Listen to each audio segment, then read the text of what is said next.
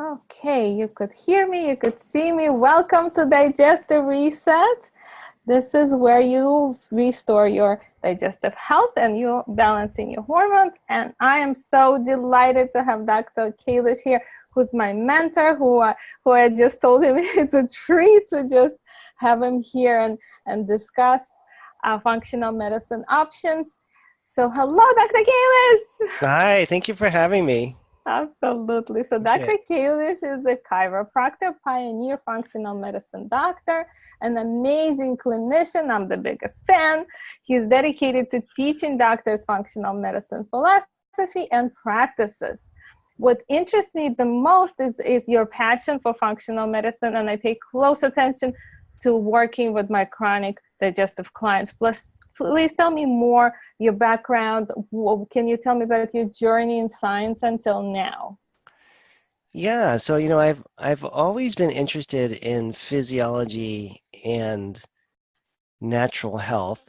And when I realized that I could actually get a job doing this, I was like, oh, that's pretty fun. So and I had my own chronic health problems in my 20s. I lived in Thailand in a monastery for a couple of years, and I got a very bad parasitic infection in the jungle there, And so when I came back to the United States, I had what we would call chronic fatigue.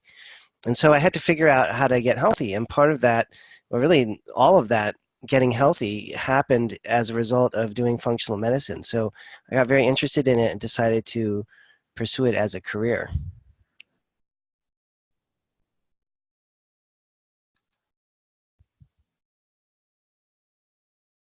Chronic health with my fellow and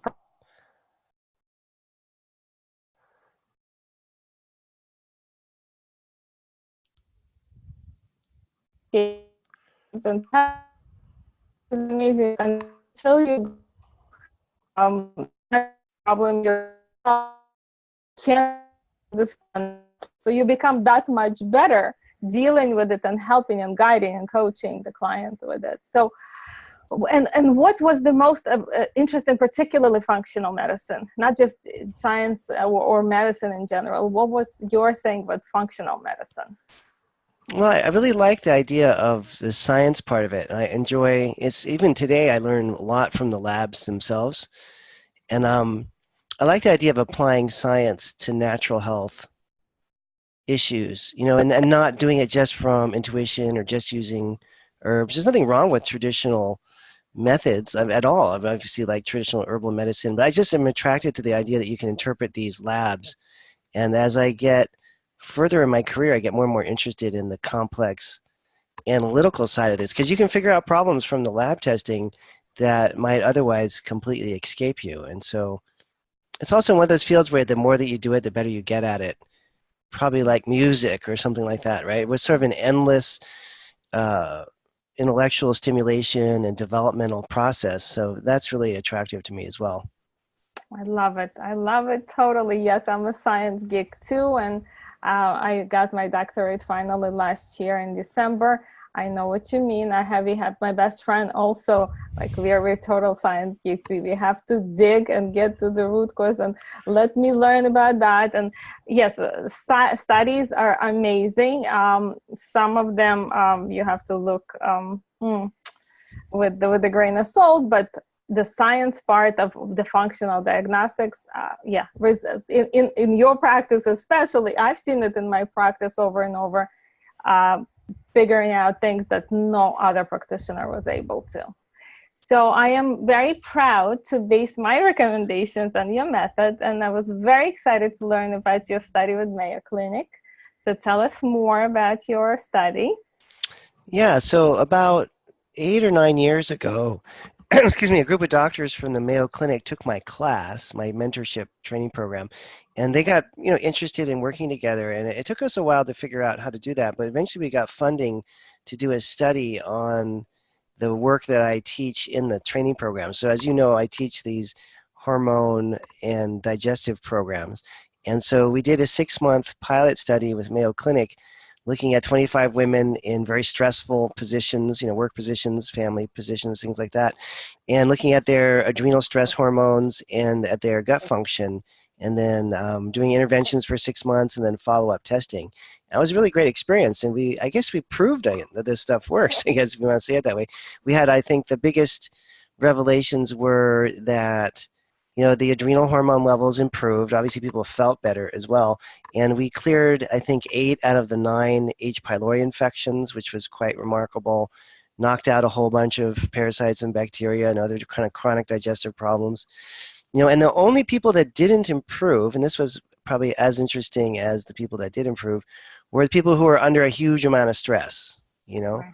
One woman had both her father and grandfather in the hospital at the same time and was the only caregiver to both of them. So she's literally, trying to raise 3 kids, work full time, and drive to the hospital to see her father and grandfather. The other one went through a divorce in the middle of the study because it was a 6-month study.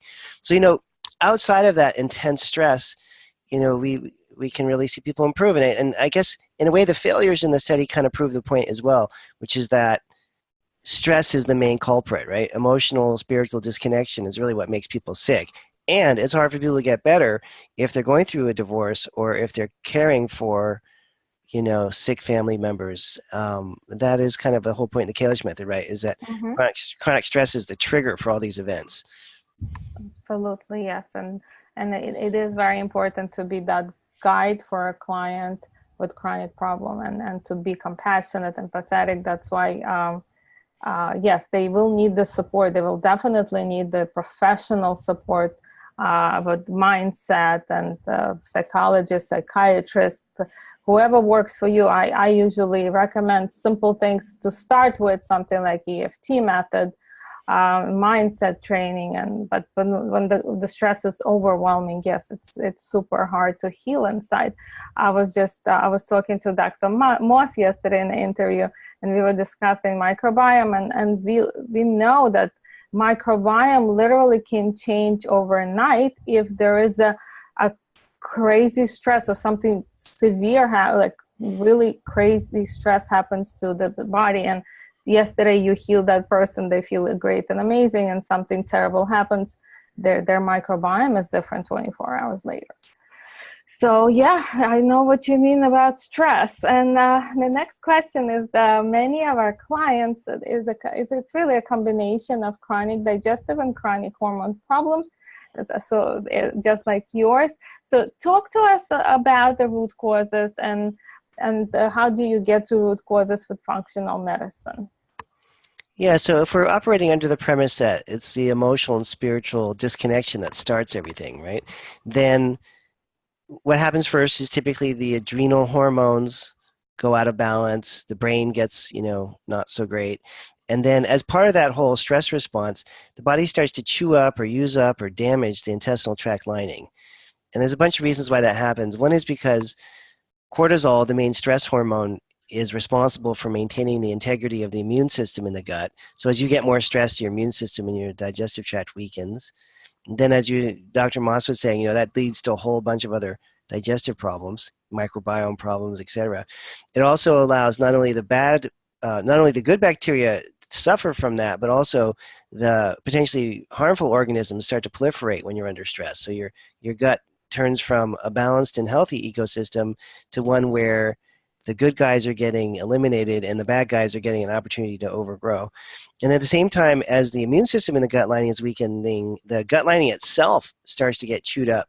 We call that leaky gut, right? Because when we're stressed, we need a lot of available amino acids to make fuel. We call that being catabolic, right? You're breaking down your body tissues for fuel, and you break down muscle tissue, and you also break down the gut lining to get all the amino acids that are there for energy. And so you end up with leaky gut, a weak immune system in the gut as a result of the chronic stress hormone imbalances. And then the digestive problems start.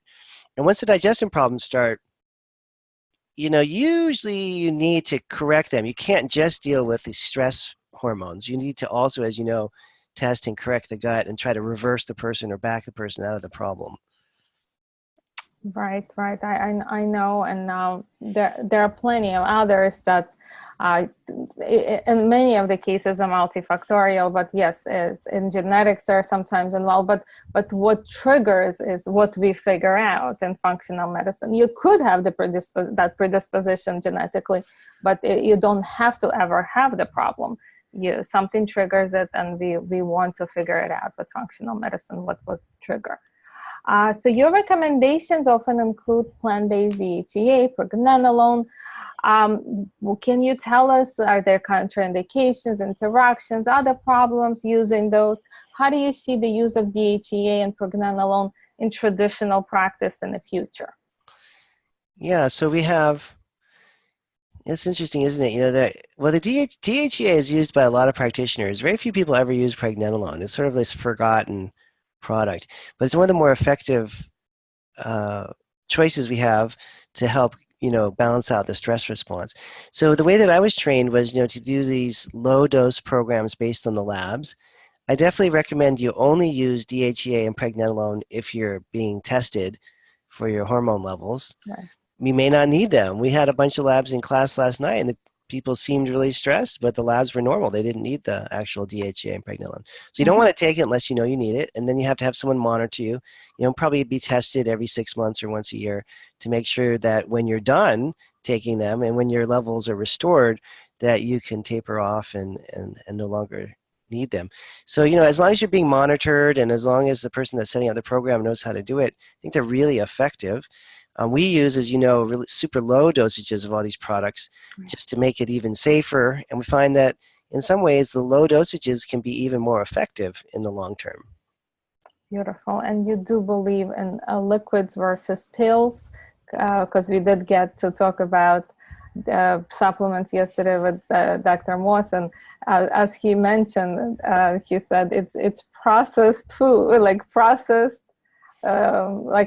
foods that we want to avoid with foods.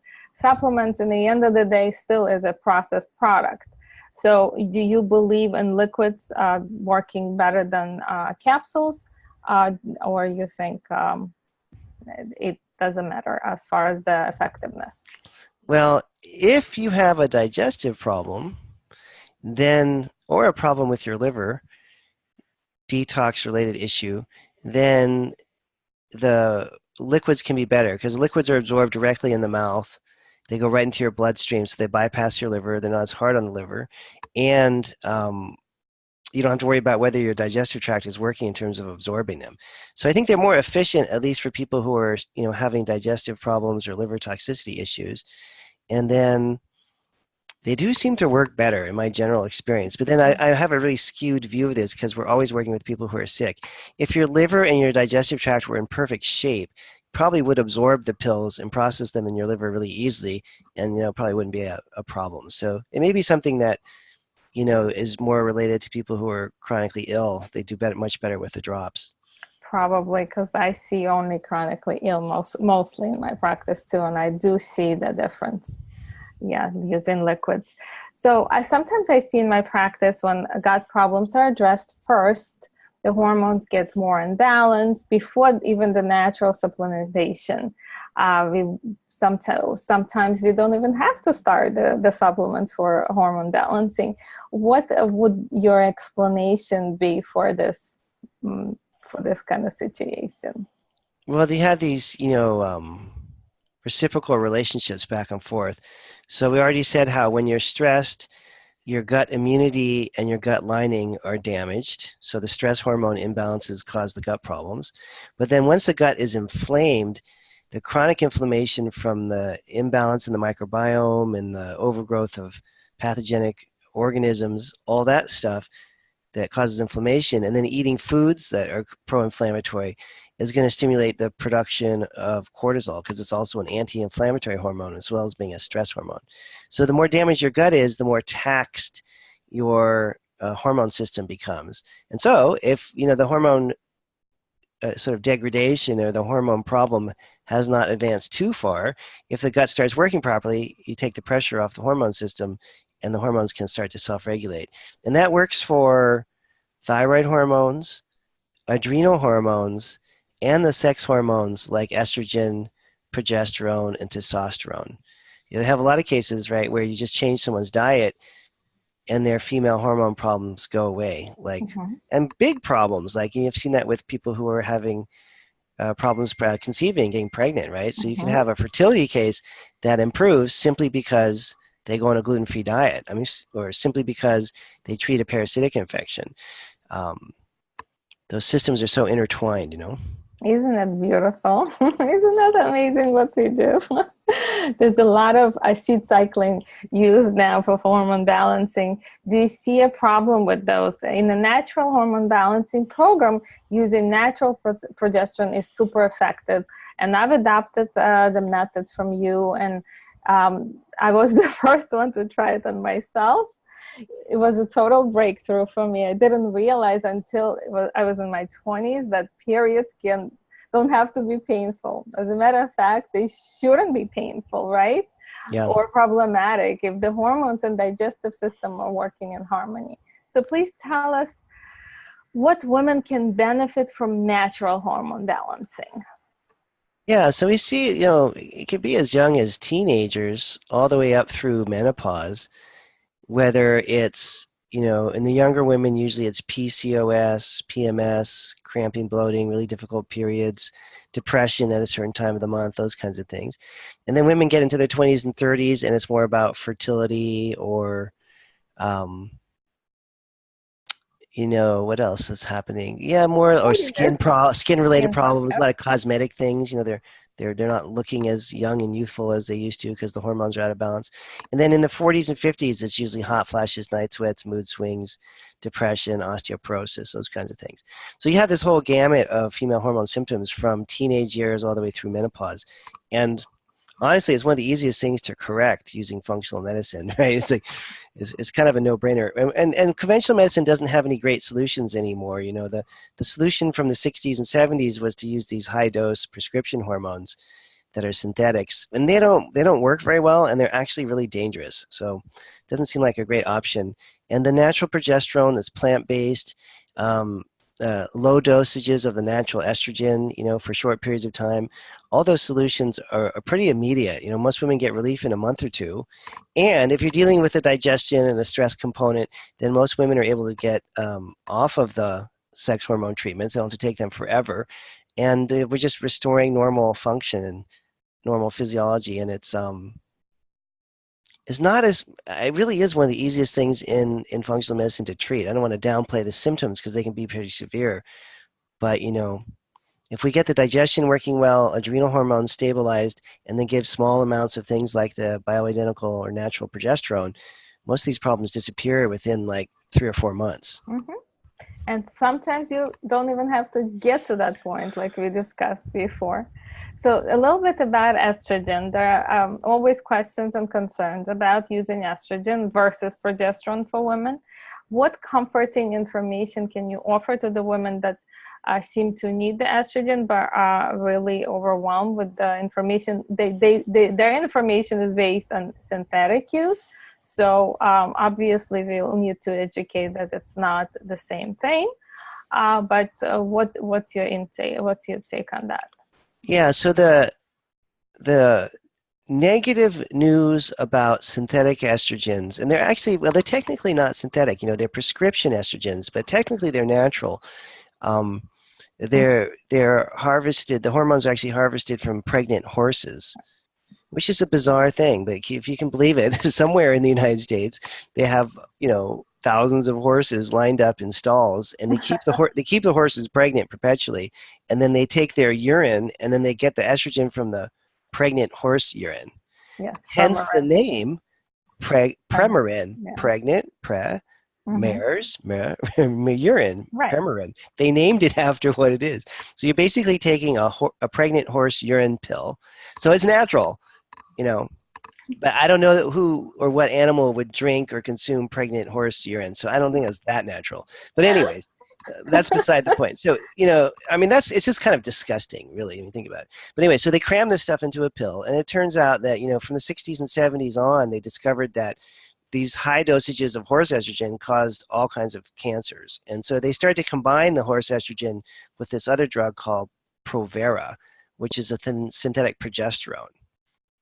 It's not made from pregnant horse urine. it's synthesized in the lab. Anyhow, it turns out that that combination of Provera and Premarin was extremely dangerous. And in fact, when they started to do the larger research studies on this, more like in the 80s and early 90s, there's this one famous big clinical trial in the United States where they, I think it was a women's health initiative. It was like 16,000 women. It was a huge number of women. They actually had to stop the study after 5 years because so many women were dying that it exceeded the safety standards. In the United States, we enacted laws where if a scientific research study is leading to the death of a certain percentage of people, you got to stop it. So they can't even accurately research these drugs, although they're still prescribed in the United States, which is kind of phenomenal. The British also did a study, kind of a famous one called the Million Women Study, where they looked at 1 million women using these drugs. Anyways, they turned out that they're very dangerous. They cause all kinds of problems from cancer to cardiovascular disease to Alzheimer's. And they do help a little bit with things like bone growth and a little bit with colon cancer, maybe. But there's many other ways that you can work around those problems, like with exercise and diet that, are not too complicated. So anyway, so estrogen got a bad name because of all that. And I think that in reaction to that, a lot of the integrative doctors started to use plant-based human estrogen, right? It's not from humans, but from plants, but, molecules that are exactly the same as the human female estrogen. And those are generally considered safe. They haven't been researched, as widely, because they're not sort of not branded drugs. But in low dosages, especially when the doctors concentrate on the weaker estrogens that have a nice physiological effect, will block some of the stronger estrogens, and that in combination with low dosages of progesterone is considered entirely safe. Now, if you're nervous even about using the bioidentical or natural estrogen, then there's plenty of herbs and plants that you can use that have an estrogen mimicking effect. Sometimes they work even better than the actual hormones do. And if that's making you nervous even to take the herbs, then you can go right back to stress, diet, digestive tract improvements, those kinds of things, getting your liver working well. And I'd say probably 80% of the women that we work with don't even really ever need the bioidentical hormones because there's so many other simple solutions. Mm-hmm. And if you do happen to need the bioidentical hormones because your hot flashes just won't respond to anything else, and you're 2 years into this and nothing else works, then usually within 6 to 12 months you can resolve it. You can get off the hormones. They're not things you have to take lifelong, as they were presented in the 60s and 70s. As basically you're going to take this the rest of your life. For sure. And I remember you mentioned Prempro. I remember I still wasn't a pharmacist, just a pharmacy intern working in a pharmacy, and there was a whole shelf dedicated to Prempro boxes. It was such a common prescription. The pharmacy kept the entire shelf because it was every other prescription would come in from Prempro. And it was literally like one day that the doctors got that terrible cardiovascular warning, and everybody stopped prescribing, and that shelf was still full of the medication. And thankfully they woke up. And the interesting thing is, comparing to what we're doing, just to add, when the women that I remember were taking Prempro, they would stop the medication, and the next day they would have the hot flashes again, they would have the mood swings again, they would have their problems again, versus what we're doing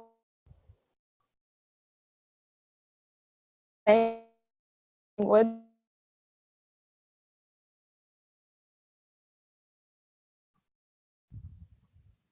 Okay, can you hear me well still? Oh yeah, you cut out for a second, but you're back now. Thanks. Okay. All right, good. So how do you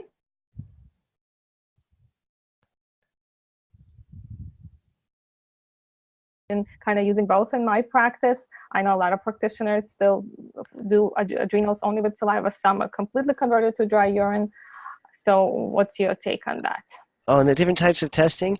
I think I like to stick with things that are old and tried and true. And the salivary testing's been around for generations, literally. It's also simpler, easier to understand and interpret. And it's extremely accurate. There's no problems with it. Right. So I do pretty much exclusively the salivary testing in my practice. Okay. And they're really more studied, way more. Yeah, decades more. And there's also, if you depending on the type of doctor that you're seeing, but a lot of the integrative medical doctors would do salivary testing for the adrenal hormones and then blood testing for progesterone, estrogen, testosterone. That's probably the most common combination that you see in the integrative and functional medicine practices. In the doctor's offices, yeah. Yeah, I sometimes do dry urine and saliva, depending on if I need to know certain metabolites. So yeah, both could be useful, but saliva definitely has way more studies. Yeah. What would your best advice be for chronic digestive and hormonal imbalanced client as a blanket advice? Like if you had to say one thing to a client. Yeah, I mean, you really have to do the lab testing. I think, well, the self-treatments are kind of obvious. You can just go to the bookstore and buy books about diet and stress management and stuff like that. But if you're not able to, solve your problem with self-help, you need to find someone who's experienced and knows how to interpret and order the labs and get the right labs. And they're generally solvable problems. They could take a year or two to fix, but if you don't have the lab information, you really have no idea what's going on. And there's so much variation in what could be wrong that you can't really tell just by symptom analysis or looking at the person. Yeah, I agree completely. Women often look for quick fixes, that because, often women put themselves last. So let me take something and go with my way. How do you feel about general herbal thyroid support, adrenal support for clients that have trouble losing the weight? Without labs, you mean? Or Without labs, yes. I know labs are super important. Would you even suggest to someone to try to go as a quick fix with no, not really. I mean, if you're feeling badly enough that you feel like you have to take something, you should test and take the right thing. I mean, I think you can exercise a lot. You can eat super clean food. You can meditate. You don't need lab tests to figure that out, right? But if you're doing all that already, your diet's clean, you're exercising a ton, and you're meditating a lot, and you're getting good sleep, and things aren't going well, then you should test. You shouldn't just take stuff. It's too random. Now, there's other alternatives too. You don't have to do functional medicine. Like I just saw an acupuncturist in San Francisco, and I had this chronic lung problem because we had like half of California just burned down, right, a few months ago, Yeah. Oh like half gosh. the state. Yes. And so, I had this horrible lung problem because we were walking around for a couple of weeks. I was literally like smoking a pack of cigarettes a day. So, anyways, I had this lung problem, and I went to see an acupuncturist last Monday, and she did an acupuncture treatment, gave me a bottle of herbs, and now my lungs are perfect after coughing for 2 months. So you don't have to do it. There's other systems of analysis, but I didn't just walk into an herbal store and say, hey, what's the Chinese medicine for lungs? I went to see a professional, paid her a couple $100 and got a good treatment and then the right herbs. And then I bought the herbs from her because I'm figuring, okay, she knows what she's doing. Not going to try to get them cheaper on Amazon or whatever. And, like 3 days later, 2 days later, my lung problem is completely gone. It's like, yay. Yay, But exactly. if I had spent an hour and a half in Whole Foods reading books and trying to figure out what herbs to buy, I don't think it's dangerous necessarily, but it's just not effective. Totally the best advice, really. I know. Anything else for your last couple of sentences you could tell as a suggestion for gut and hormone problems? I know you mentioned testing. I know you mentioned to seek practitioners that are really experienced. Anything else as your last kind of? Yeah. Well, I think if we say that the bigger picture reason why people get sick is because of emotional and spiritual disconnection. Once you've gone through the labs and your hormones are regulated properly and you've got your digestion working right, then and you're basically have this platform of physical health, then you can look at the emotional and spiritual underpinnings and start to figure out how to have healthier relationships, how to have a spiritual practice. I just read a research study yesterday. I couldn't believe this, that loneliness, it was on loneliness. Loneliness decreases your lifespan. Loneliness decreases your lifespan as much as smoking 15 cigarettes a day.